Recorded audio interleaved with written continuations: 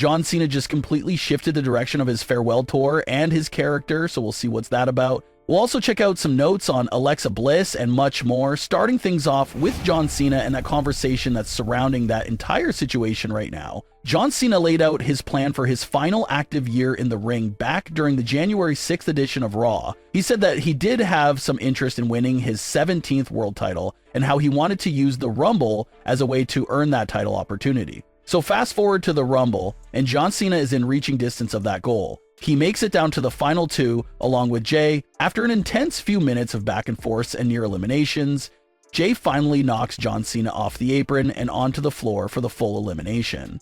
The win by Jey opened up some conversations amongst the fans, but really no matter who won the Rumble, you were bound to have a conversation there with the fans. If John Cena won, some fans likely would have complained that it was too predictable and how they all saw it coming.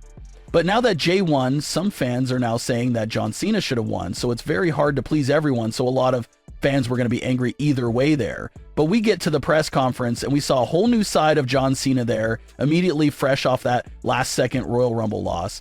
John Cena usually turns his press conference appearances into long question and answer sessions and always tries to take as many questions as he could given the very limited time. But this time around, John Cena did not allow one single question to be asked. Instead, he took the time to issue a statement and pretty much a warning to the locker room about his plans and what he vows to do. Despite the Rumble loss, John Cena promised that he would still headline WrestleMania 41. In his final WrestleMania appearance, he promised that it would be for one of the world titles, and he promised to win number 17 on the WrestleMania stage. He said that he was not winning number 17 for himself, he was winning it for the day where he comes out and shakes the hand of the person that reaches 18 world titles.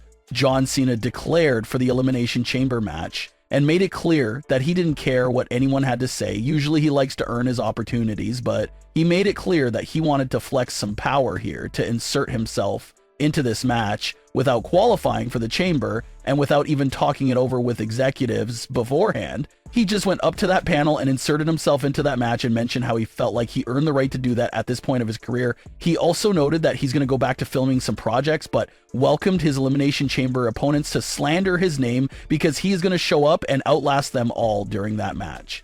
Cena then walked off the panel, and that was that. It was an amazing speech by John Cena, and he really had you hanging off of every single word, and it also shifted John Cena's character in a big way. Definitely not a full heel turn, not that drastic of a shift, but it really looks like the arc he's on right now is that his character is realizing that he's on a ticking clock and he has to get more serious and stern if he wants to achieve his final few goals. The John Cena that we saw on January 6th was his usual jolly self. Even during the Rumble itself, he was his normal self. But it looks like after that Rumble loss, something snapped inside John Cena's head, and the man we see walk down the ramp at the Elimination Chamber will not be the same man we saw during the months of January and February. It's going to be a whole new locked in and refocused version of John Cena.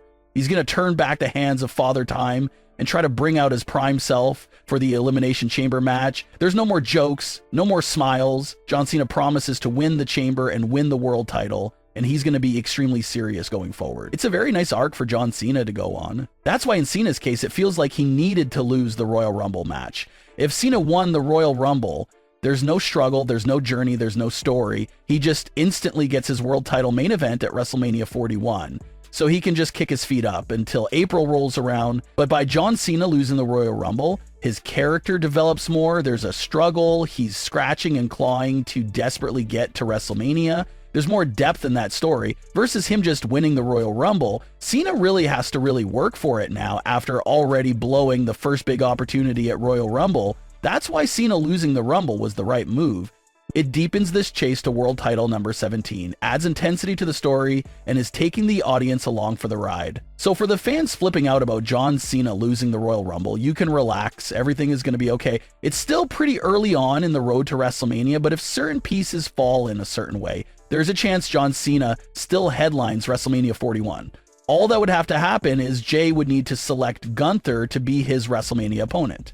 That means that the winner of the chamber match would face Cody Rhodes at WrestleMania for the WWE title. So if John Cena wins the Chamber match, that instantly books John Cena versus Cody Rhodes for the WWE title at WrestleMania 41, a match so big that they're most likely to get the Night 2 main event spot of WrestleMania 41. So that's why fans shouldn't be in an all-out rage quite yet. As long as John Cena wins the Elimination Chamber, he still gets the same WrestleMania match and same exact spot that he would have got if he won the Royal Rumble match. Now, if John Cena loses the Elimination Chamber as well, then maybe that's some cause to panic right there under their circumstances. But as long as John Cena wins the Chamber match, Cody versus Cena is still on for WrestleMania. John Cena's final WrestleMania match and final shot at trying to win the historic 17th world title. So get ready, because John Cena is about to get serious over these next few months. And it looks like they're really going to build him up as a credible threat to try and end Cody Rhodes' title reign. The weird part of the February 3rd edition of Raw was the strange absence of Alexa Bliss. Alexa had arguably the strongest reaction of the night at the Royal Rumble. Everyone was excited to see her again for the first time in 2 years. They, of course, set up that big moment of Liv Morgan eliminating Alexa Bliss in the Royal Rumble, which at the moment did seem like it was setting up a Raw feud there right off the bat. But Raw came around, and Alexa was nowhere to be found. Plus, this edition of Raw was even in Alexa's home state of Ohio. So no appearance by her coming off that amazing return did leave fans a bit confused. Reports did claim that Alexa Bliss was allegedly set to be part of the Raw brand, so fans were left throwing their hands up in the air when there was no Alexa on the show. Some fans thought Alexa would come out during Liv's match to maybe screw Liv over as revenge for the Royal Rumble. Fans were hoping for maybe some sort of vignette for Alexa, but nothing at all. So Alexa's Raw absence has fans wondering if WWE pulled off another last-second change, and if they could now be sending Alexa over to SmackDown to be with the Wyatt Sicks after all. It's been a roller coaster of a week for Alexa Bliss news, but originally the plan was for Alexa to be with the Wyatt Sicks right away on Raw. When the delay happened to Alexa's return, it was reported that WWE scrapped the Alexa and Wyatt's crossover story and was going to keep them separated on different brands, so the Wyatts were moved to SmackDown.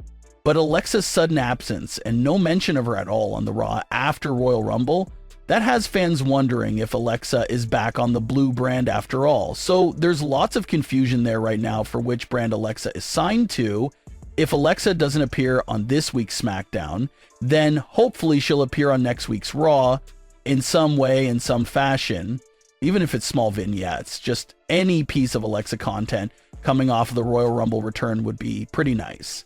Reports did claim that Alexa's new deal that she just signed is a massive 5-year deal. So she's back for the long haul. We just have to wait and see where she will appear at next between Raw and SmackDown, and where that goes next for her.